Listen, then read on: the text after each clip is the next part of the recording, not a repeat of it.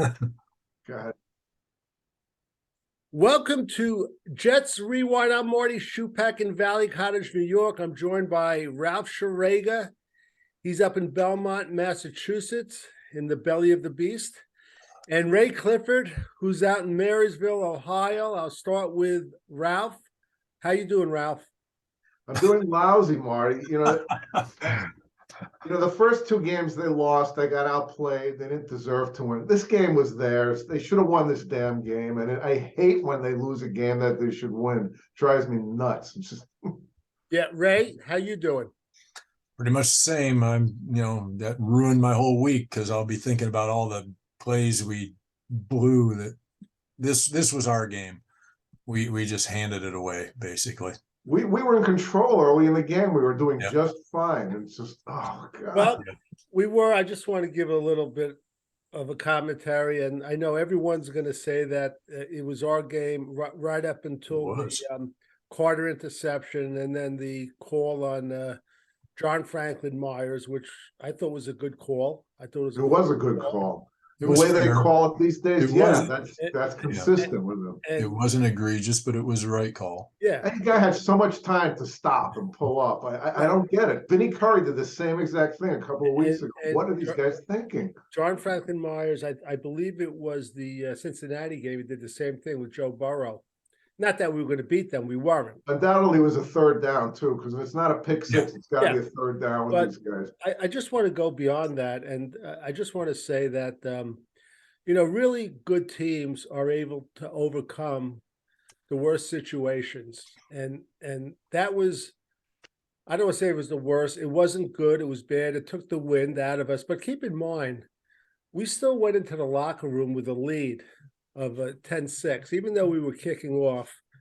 And above that, I mean, in this game, if you saw some of the things, as well as our defense played, some of the missed tackles throughout the game, especially from our safeties, and DJ Reed had a guy right in front of him in the first quarter and he smoked him. And in general, again, I don't want to put anything on the defense because they were on the field more than they really had to be. And the defensive line, I thought, had a very good pass rush. But as it turns out, and we've said it before, the whole game was on Zach Wilson's shoulders, and, he came up with a dud. Forget about the yardage that he threw for over 300 yards. You have a guy there, and our offensive line is not playing well right now. It's a Band-Aid offensive line. We obviously miss Breece Hall. We didn't get a run and go in the second half. But to me, it just seems like Zach Wilson, he bails out of the pocket too soon. He throws it away when he could hold it a little bit, and he holds it a little longer when he should be throwing it away. And when he throws it away, he doesn't know how to throw it out of bounds. He throws an interception, and that was like the second one, I think, in 4 games. The first one, the guy had his foot on the line, if I remember right. That's right, yeah. And these stupid fundamental things by Zach Wilson just drive us crazy. And again, Elijah Moore, I don't know if he got any targets, but he didn't have one reception. Yeah, I don't think he got any targets. And it's going to get to the point where it's going to be like water cooler discussions where guys are going to look at each other and say, Zach is a great guy, but he's not doing the job. But this I'll say, I just want to say one more thing, then I'll turn it back over to Ralph, is that I'm going to give him I don't want to give up on him. A lot of people are already giving up on him. I've been reading like Twitter and everything else, like within 5 minutes after the game. I have to see progress the next 2 games against Buffalo, after the bye against New England. I want to see this kid man up, and I will decide after the New England game, the second New England game, if I want Zach Wilson as our quarterback next year. Now, I know my good friend Ray Clifford is going to say to me, well, what are the other options? Ray, I don't know at this point what they are, but I'll tell you what, in my mind, if he's out there dangling for nothing, Baker Mayfield, I make a play for him. I think he's better than Zach Wilson. So I don't know what the situation is. So I'd like your reaction to my little commentary, Ralph. you go first, and Ray's going to hit me with arrows. I know that. They're going to give him the year, and they should. Just a quick reminder, the year the Jets won the Super Bowl in '68, 2 of the first 5 games, Joe Namath threw 5 interceptions, 3 pick sixes, lost both those games to terrible teams. Okay, so it's too soon. His problem is he tries to play hero ball. When he sits in the pocket and he's relaxed, he throws lasers. But when he gets outside the pocket, he's trying to make something where there's nothing. He's been doing this for 2 years. I don't know what the coaches are telling him. I don't know why they put up with this. It's crazy because, I mean, that game was there to win. He threw those 2 picks, and the defense only let him get field goals on them. I mean, they were still there for the game. They were. And they're not going to get Baker Mayfield, Barney. They're not going there. Baker Mayfield's a pain in the neck, and he's been a failure at 2 different stops. So they're going to stick with their guy. They'd go with Mike White before they'd go with Baker Mayfield. Ralph, you're one of the guys that told me that Mac Jones is no good. He's not. Besides the tip pass and the pick six, I didn't think he was bad. He was average. He wasn't special. But okay, if they fell down 17-3 at half, do you think he could have brought them back? I say no way. Well, I think if they fell down after that, I think this coach, he might have overreacted and put in Zappy, to be honest with you, in the second half. I don't think that would have been an overreaction. I think it would have been going to somebody who could throw the ball. I thought, but listen, again, I don't want to turn it into a Mac Jones show, but I thought he was much more accurate than Zach. Okay. He was much better leading the receivers, and he knows he's not fast. He's like a sly runner where he knows when to take off with the ball and get the first down when he has to. Zach, he had a chance to get a first down and a third down later in the game, and he didn't go. He threw an incompletion. I don't know if you remember that. I think it was like on a 4th down play. I just don't know if he has the sense of a quarterback moving forward. Again, I'm not going to say let's get rid of him now, but Ray, give me your reaction, and I know you're going to say it's mostly Michael LaFleur's fault. But go ahead, Ray. No, I don't think Michael LaFleur has anything to do with those 3 picks he threw. Those were horrible. Every one of them was horrible. And it's back to the things we talked about before. Throwing off his back foot, so he's inaccurate. Apparently doesn't know how to throw a ball away. I mean, that makes me wonder, who's the quarterback's coach? Who's what's LaFleur doing? When you throw it away, throw it into the first row of the stands. Do you think I almost wonder if he was trying to make a play there, and he sort of just got caught in between, right? Making a play. The last pick, he lobs it trying for Conklin, who's surrounded by 5 Patriots. Yeah, that was a Hail Mary. Think you're going to drop that in there? I was like, what are you thinking? And every one of those were costly interceptions. Every single one of them. The Jonathan Franklin Myers penalty, it's football now. This is how it is. They know this. This isn't a new rule. If you have to take more than one step, you're going to get flagged if you hit him hard at all, and you may get flagged anyway. He gave him it wasn't egregious. It wasn't a real hard shot that he laid on him, but he took too many steps, and you didn't have to. And even if he throws his hands out, so I'm holding up, it might have gotten him away with it. But he actually extended his hands and kind of gave him a shot. I can't even think of what he was thinking. The ball was long gone. It was long gone. 2 steps. Stop. Yeah. So, no, I don't blame LaFleur for everything. LaFleur had a few plays that I didn't enjoy the call. I think I texted you one time we had a 3rd and 5 or something, and he throws it for the end zone. Why? I don't know. Why not get a first down and keep the sticks moving and try and, keep a rhythm going? But he likes to keep it at the weirdest times. So, yeah, I have problems with LaFleur every game, but Zach was the problem. He was the problem. But Marty, last week I kept saying, because Zach, couldn't get into a rhythm, try a no huddle.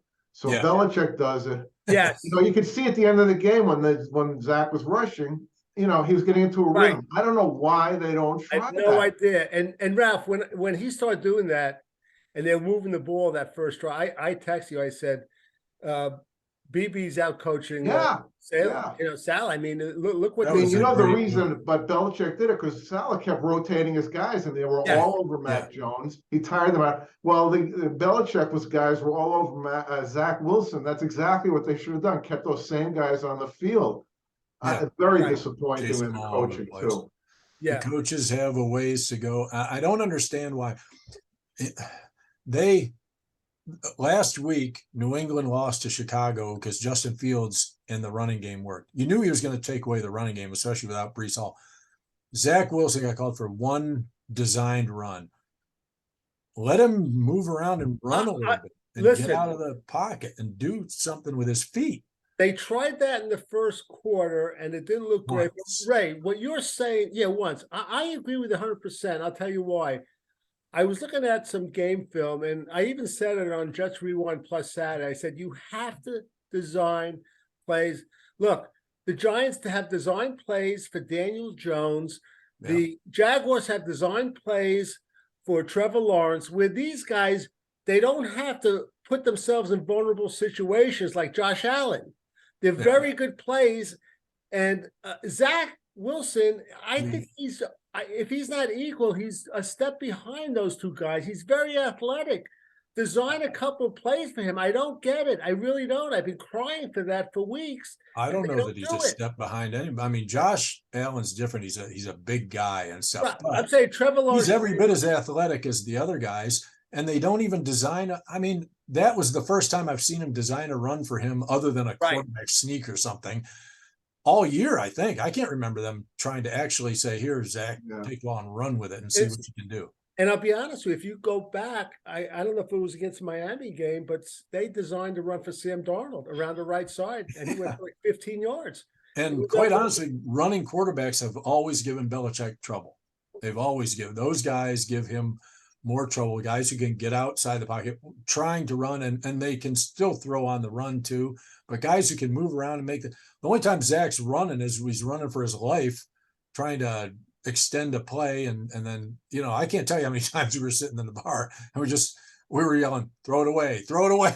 Right. You know, there were times when I would be happy with him taking sacks, staying in the pocket longer and maybe taking a sack. You know, on that last drive, he got sacked on 1st and goal. Was it the end of the world? No, they scored a touchdown. This guy's got to learn that stuff. Right. He came back. And who's the quarterback coach? But this he's done nothing for him. Nothing. Thing. This throwing off the back foot crap has to stop. Well, he does, floats everyone that he does off the back. Right. He floats himself. He's floating back physically. Yeah, but that's the whole thing. Because he's doing that, his release point is not where it should be if you're standing still. And he overthrows Ty Johnson, who's the shortest guy on the team. What a surprise there, you know, for the first pick. Right. And he had him wide open, but he just floated it high. Right. And Ralph and I spoke about it. I'm not sure you were on at the time, that for whatever reason, when it's from his right side, the left end is beating like the tackle or whoever's there, could be a tight end. Zach feels he has to roll out and beat him to the right side deep. And if he just stepped up, the tackle or the tight end could push him down there, just like Brady and Manning do. And it's just, it's at this point, his 18th game, him not doing it. I don't know if he just thinks he's at Brigham Young University playing Utah State or something. It's just unbelievable. Let me just go through the first half scoring quickly. We traded field goals 3-3. We scored a touchdown on a drive. He made a great pass to. That was a terrific pass. I can't believe it was great. It was such a great pass and a great catch. Really? Zach he had a lot on that. He did, and he put it there about the only spot that could be. It was wonderful. And then there was a field goal that they scored, and actually, what was that a result of? Can you remind us? Well, it was the pick six that was called back. Yeah, but anyway, a huge swing. Yeah, it was.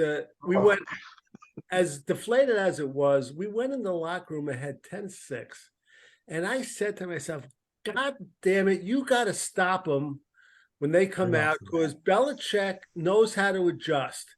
And as sure as we're all sitting there, That's right, Marty. He said he's going to start throwing screens, and he was throwing that type of stuff. he What just was it? Was it the first play out of the gate on the second? Might have been. Yeah. Whitehead thought he was Ronnie Lott again, and doesn't even use his arms. And the guy, I'm beginning to see why they kept saying, "Wow, I can't believe that Jordan Whitehead didn't get re-signed." I'm beginning to see why. Well, I mean, when you got a in the box safety who can't tackle, yeah, it's ridiculous. It's just our Jalinger was just as bad on the next two plays. Yeah, our safeties today were horrible tacklers. Terrible. And for whatever reason, I don't know what it is, but you try to tackle this guy, Ramondre Stevenson, high, he's going to carry you. Yeah. This guy is a load. He's 6 foot, like 230, 235. He's got good speed. I remember when he was at Oklahoma, how good he was. But you try to do that, and he's going to make you look silly. Now, Marty, you said you commented on DJ Reed missing him, but at least DJ Reed tried to wrap him. He just got run over. Right. He was oversized. But Jordan Whitehead with that throwing that shoulder, it's just how can these professionals be doing that still? It's unbelievable. Yeah, and just this guy Stevenson, the Patriots, he had 71 yards rushing, 72 yards receiving. He killed us the whole day, and we couldn't get any sort of running game going. The third quarter, it was ridiculous. We got shut out 13-0, where they scored 2 field goals and a touchdown. We didn't do anything. We looked terrible. Our running game was non-existent in the second half. I don't know if it's the offensive line. I don't know if it's the play calling. I don't know what it is, but I tell you what, I mean, a couple of times in the first half, and especially the first quarter, Michael Carter, he looked okay hitting the hole. He had one, gain for 11 yards. But in the second half, there was like nothing going on. Nothing. Absolutely 51 yards rushing. We had 51 yards rushing. Well, it was simple.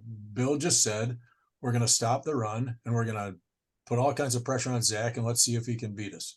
Oh, wow, Ray. Plain and simple. We didn't know that was going to happen, did we?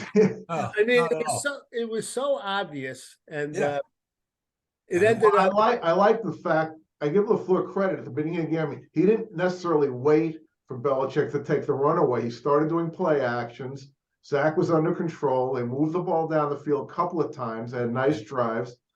And then the pressure started getting worse, and he panicked. Yeah. And, obviously the play with JFM, and the team just showed that they're a young team. An older, experienced, good team could have won that. We probably would have won that game anyway. I'm sorry, Marty. I just don't agree with you about Mac Jones. I think he's a very ordinary player playing for a great coach who uses him smartly, basically. Okay. I think he's better than that. But anyway, fourth quarter, we missed the field goal too. Our great kicker. Yeah. Well, that would have been very important if we had gotten that onside kick. Would have been, yeah. And then we scored a touchdown, the last touchdown. And the one thing I don't understand, I mean, Ralph, Jeff Smith had a good gain, but I have no idea why he couldn't get in the end zone. I thought he was supposed to be the fastest on the team. There's always something with that guy. Because the safety on their team knows how to tackle. He knows how to take an angle. Brought him to the ground. Yeah. He doesn't have receiver instincts. I'm so glad that Denzel Mims flashed a little. I really want to see him get more involved in the team. Yeah. Well, he can make plays. I thought he was gone on that one play. I know. I thought he was going to go all the way. Oh, he looked good though. But I texted you guys. I thought the best offensive play of the day was the catch out of bounds by Denzel Mims in the first half. Beautiful. Second or third play of the game. Yeah, it was beautiful. But anyway, we lose the game 22-17. You guys have no. I was so upset. I can't stand looking at that Belichick. Misery loves company, Marty. And then they show me this Bob Kraft, that guy's mug in the owner's box, and I can't stand it. And I tell you what happened, Ray. You'll love this. You know, my wife's from Boston. Yeah. So for the last 20 years, when the Jets play the Patriots, my phone just explodes starting on Thursday with text messages, all this. And then Sunday after they lose the game to the Patriots the last 20 years, same thing happens. I heard nothing for the last 3 years. Okay, with Brady away, nothing. This week I heard nothing. All of a sudden, at 4:15 today, bang. And they were coming out of the woodwork. My wife's family, all their friends, everyone I met at the wedding that listens to Jets Rewind, they're all texting me, giving me a hard time.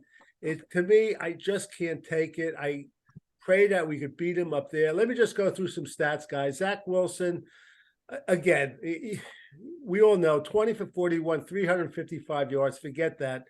2 TDs, 3 interceptions. That's the key. Sacked twice for 19 yards. Rushing, Michael Carter, 7 for 26. James Robinson, 5 for 17. Ty Johnson, 2 for 6. Receiving, Garrett Wilson, 6 for 115. Highlight was a 54-yard reception. Tyler Conklin, probably, I would say, our best player on offense today. Best game of the year for him. Best game for him. That guy is a player. 6 for 79 and 2 touchdown receptions, and that first one was absolutely outstanding. Denzel Mims, 2 receptions for 76 yards. Michael Carter, 4 receptions for 35. Zuma, 1 reception for 27. That was big. Jeff Smith, 1 reception for 23. While we're at it, just so you know, Barrios had no receptions. Elijah Moore had no receptions. Defensively, again, I was on him the first few games, but I thought C.J. Mosley had a great game, 13 tackles. Did you think that penalty was as egregious, as bad a call as I heard Boomer Esiason at halftime said it was an awful call? What do you think about that when he lowered his shoulder? The one with Mac Jones. Yeah, I think he was a runner. I don't think that was a good call. No. Yeah, Ray, you're good at that on the penalties. What do you think? Because he went head first. He went head first, and he was running, trying to get the first down. There's no roughing the passer when you're, or whatever they called it. When you're a running back, and that's what he was in that situation. He didn't helmet to helmet. That's the only thing that would have made it possibly a real penalty. He hit him with his shoulder. It was a legal hit. By the rules, it was not just a legal hit. It was just a shoulder. It wasn't anything that deserved a penalty, and he, that extended their drive. Did that end up in a field goal? I don't know, but everything else did. I know. Well, I don't know. Right? We did stop him once in a while. So on third downs, it was ridiculous. Well, Marty, it was bad at first, but if you look at the stats at the end of the game, it really changed quite a bit. I think they were they got about their first 4 in a row. I think they ended up 6 out of 15. So right. The Jets got a lot tighter. How many sacks did we have? I really can't complain about their defense. They got so many short fields. They had 6 sacks. I mean, listen, even with all the missed tackles by our safety and the bad play by John Franklin Myers, our defense, they were very good. They were on the field so freaking long. I thought Sauce Gardner made a great tackle in the first half. I love that play. He showed me something on that. And DJ Reed had 8 tackles. Michael Carter II had 7. I thought he was pretty good, Michael Carter II. Well, he would have been the star of the game. He would have been, yeah. Quincy Williams had 7 tackles, 2 tackles for loss. He made 1 bad play, I remember, on the sideline. And, here's another thing, Ray. I had text, and Ralph responded. A lot of their third down plays went for first down because the Patriots downfield blocking was outstanding. Yeah, those were very nicely designed plays. That was good coaching right there. Same thing over and over again, Yeah. The second guy takes out the guy pursuing him, and he turns the corner for the first down. It's driving me crazy. Again, there wasn't much. I don't know if they adjusted to that or not, but right, it's killing them. Yeah. Just going through, and then you guys could give me anyone that stood out for you. Michael Clemens, I thought, had a good game. He did. He had a good game last week too. We never mentioned it. Yeah. He's been playing well. Franklin Myers, I'm not going to even mention it. Nathan Shepard actually had a sack. Jacob Martin, I thought, was good today. Very good. He put on pressure. He had a sack, but besides the sack, he did a good job. And he wasn't credited with a tackle at all. Bryce Huff, though, deflected that pass. Interception. Pressure on. He's a good player. I love that guy. He really is. Zerline missed a field goal. Braden Mann had a terrible game. He had one really good punt that went 67 yards. And former Jet Nick Folk, he killed us. 5 for 5, as long as 52 yards. He'll be player of the week, I guarantee it. Go ahead, Ray. What was Quinnen Williams' numbers? He was good. Oh yeah, Quinton Williams. I'm sorry, I skipped over it. He 5 tackles, 1 sack, and a tackle for a loss. He was very good. He was really good. He was chasing down Mac Jones, and they were running the hurry up, and he still had the energy to chase him down on the one play. Now he didn't get the sack on that one, but he got him to throw it away. It was such an opportunity because they were missing the starting center, they were missing their safety, they were missing their defensive tackle. Devontae Parker leaves after like the first Devontae Parker left, yeah, which is huge. He's a good player. Although it's not as if the Jets don't have any injuries. Well, I want to ask Ray. I don't like to do hypotheticals, but we'll only spend a minute. Ray, if they had Brees Hall and AVT, do you think the game's close, or they win the game, or would it not have mattered? Oh, of course it would have mattered. I mean, Brees Hall wouldn't have. I mean, I'm not saying Brees Hall would have run all over him, but he's more of a load than any of our running backs we got now. And he's faster. And Tucker, obviously, I mean, we miss him no matter who they plug in there. They're not going to be as good as Tucker on opening up holes and stuff. So, yeah, it could have made a huge difference. But, it is what it is. We got to just go, with what we got. Right. Ralph, what's your feeling if those two were playing? My feeling is I thought they were actually a better team even without them, and they should have won the game. Yeah, I think Brees Hall would have made a difference. But I do take away from this the fact that they can beat this team, and I think they're better than this team. And I'm not giving up on them. Buffalo could, that's going to be tough next week. Yeah. You just got to hope that they don't go into a tailspin if they lose a couple in a row. But, it's a hypothetical. It's tough to say, Marty. Yeah, Ralph, I want to ask you a question. You might be familiar with this receiver. He dropped the ball. Tyquan Thornton from Baylor. Is that the guy that broke the record for the 40? Very fastest receiver in the draft. But they didn't, they thought they overdrafted him because he's more of a track guy than a receiver. Right. They kind of like what they see, but he hasn't done very much yet. We'll see. I'm always suspicious of guys like that, and obviously he pulled the Jeff Smith today. Yeah, he did. Yeah, he did drop it. He looked before he had it. And Ralph, one last question for you. And then by the way, we're in the fourth quarter for Jets Rewind. If you want to chirp in on some of the personnel that stood out, I just want to ask you, Ralph. The Tuesday at 4:00 is the trading deadline. As we get closer, do you think the Patriots are buyers or sellers at this point? I don't think they're buyers, no, because I think they're cheap to begin with, and I think if they buy, it's not going to be anything big, no. Okay, so you don't think they're sellers? I mean, No, it's like for instance. No, I think they'll stand pat. I don't want to make it a Patriot show, but the offensive lineman Isaiah Wynn, you think he's a Patriot? He's been a bust ever since he got here. They don't like him. I don't want that guy. Yeah. Yeah. I don't want. I don't want him either. If they can get a draft pick for him, I'm pretty sure they'll go for it. But I don't know. I mean, Cannon was not good. They have problems with their offensive line. They got sacked 6 times, and they were winning for virtually the whole second half of the game. That's why I'm saying if they were down 17-3 and Mac Jones had to throw, they would have sacked him 10 times today. Right. Ray, your feeling as we move, we're about 48 hours away from that trading deadline. Does Joe Douglas trade for an offensive tackle? I'm going to say no, because I don't think I don't know who would be available that would be a big upgrade unless we're really willing to give up a lot. And I don't think he's willing to do that. So, no, I don't. How much do you think it would take to get Conklin? Because his contract is up after this year. You think you can get him for a third? I think you get him for a third, but he's a rental. Yeah. Right. That's what I'm saying. If he wasn't a rental, it would cost more. Listen, I don't think they're going to give up a third, especially with Max Mitchell. He's Yeah. gonna come off next week, and I don't They know. have the bye week, so yeah. They have the bye week, so I just don't see Good Joe point. Douglas. I think they stand pat with the line. I don't think they're going to go do anything with the line unless something comes up that, He might be able to Uh, wheel somebody a fourth for who knows, a fourth and a sixth or But something like that. I didn't. Did you see where this penetration was coming from the Patriots?